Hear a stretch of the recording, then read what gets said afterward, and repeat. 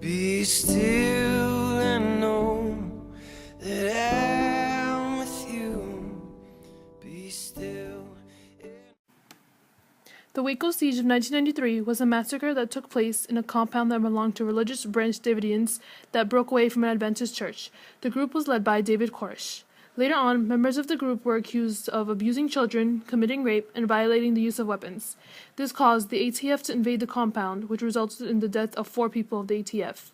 51 days after this incident, the FBI decided to take charge. The FBI released tear gas into the compound, not knowing about a fire that occurred in Mount Carmel Center, just further away.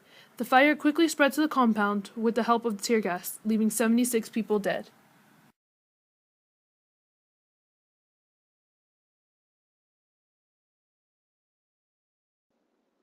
On the morning of April 19, 1995, a truck explosion occurred outside the Alfred Murrah Federal Building in Oklahoma City, leaving 168 people dead and 700 injured. The attack was led by ex-Army soldier Timothy McVeigh. McVeigh left his truck full of explosives near the building, then left the scene in his getaway car, leaving the area and igniting the bomb to go off at exactly 9:02 a.m. The bomb was so deadly that more than 300 buildings were destroyed. It did not take more than 2 days to locate McVeigh. It turned out McVeigh was already behind bars 90 minutes after the explosion for speeding down a runway with his getaway car.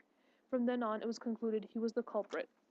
McVeigh was upset to hear how the Waco massacre was dealt with, so in response to the siege, McVeigh targeted the Oklahoma Federal Building because it was home to multiple federal agencies. At Oklahoma City's Memorial and Museum, visitors go through the bombing beginning in the early morning of April 19, 1995, and ending with a message of hope.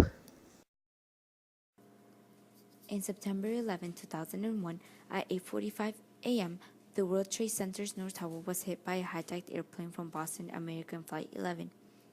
About 20 minutes later, the South Tower was also hit by a second hijacked plane, American Flight 175. Around 9:40 a.m., another plane from Washington crashed into the Pentagon. Because of the fire ignited by the fallen towers, the surrounding buildings also collapsed. They were World Trade 4, 5, and 6. The final building was World Trade 7 at 5:20 p.m. The United States was in chaos. Many residents left the area.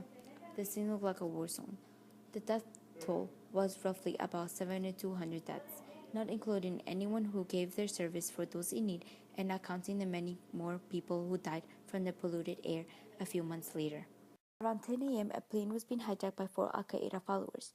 Their motive was to either crash the airplane into the White House or any other federal building in Washington. The passengers of the United Flight 93 realized that their plane was a hijacked plane. The unusual thing about this hijacked plane was that the passengers fought the terrorists. They rebelled against them and tried to take control.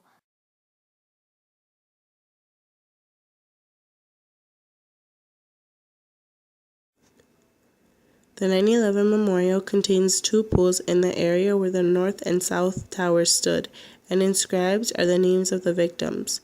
There is also a museum that serves as the country's principal institution for examining the implications of the events on 9/11.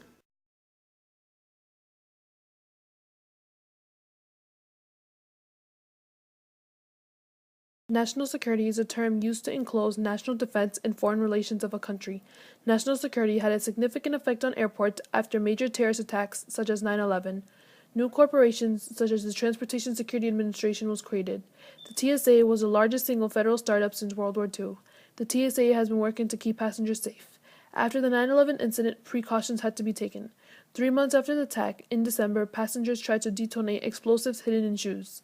In 2006, people started to carry liquids in containers inside plastic bags because liquid explosives were uncovered. In 2009, it was revealed people carried plastic explosives under their clothes.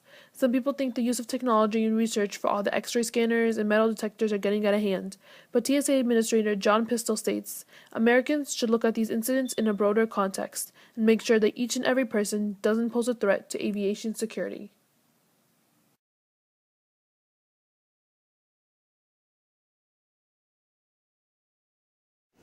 As a result of 9/11, the U.S. government started to create laws that were aimed at protecting the people of the United States.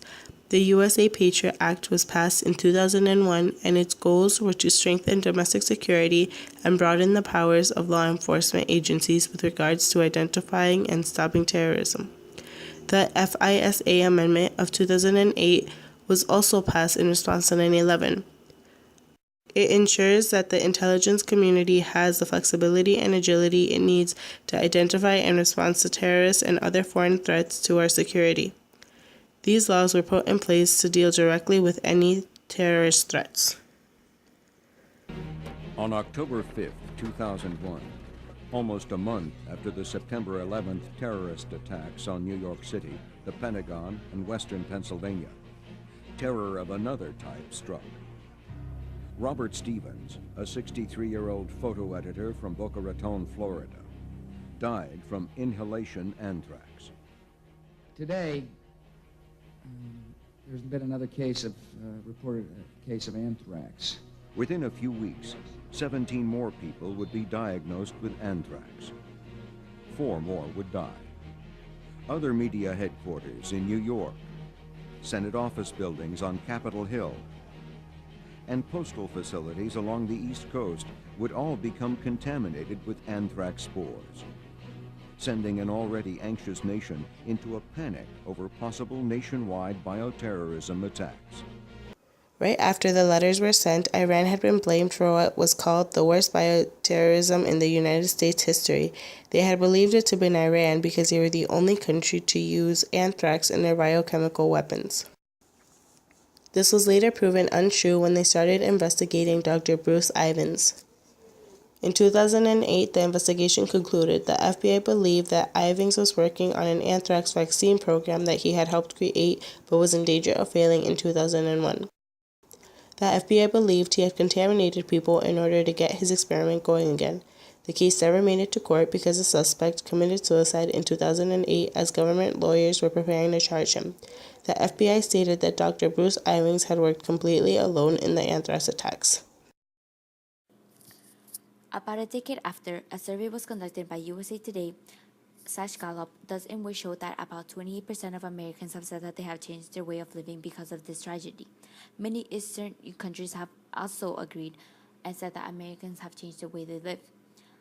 The survey also showed that Americans are less likely to travel overseas, attend high-populated events, fly on airplanes, and be on skyscrapers. Americans have stopped doing specific activities due to the 9/11 attack. They have associated skyscrapers with the towers, flights with hijacking planes, and populated events with the fear of a shooting or bomb blowing up. In the early morning of May 2, 2011, Pakistan time, a group of U.S. Navy SEALs raided al-Qaeda leader Osama bin Laden's home. He was killed by a gunshot wound to the head. Later that day, President Obama addressed the nation and announced that Osama bin Laden had been killed, and he called it the most significant achievement to date in our nation's effort to defeat al-Qaeda. After Obama's announcement, college students went to the front of the White House and celebrated the death of bin Laden by chanting USA and singing the Star-Spangled Banner. Terrorism attacks in the United States have always created fear in both the people and the government. The United States government began to create laws that were criticized as giving too much power to the government and taking away from the civil liberties of the United States citizens. Since bin Laden's death, the tension and fear has gone down greatly. People feel less afraid to ride on airplanes and go into skyscrapers.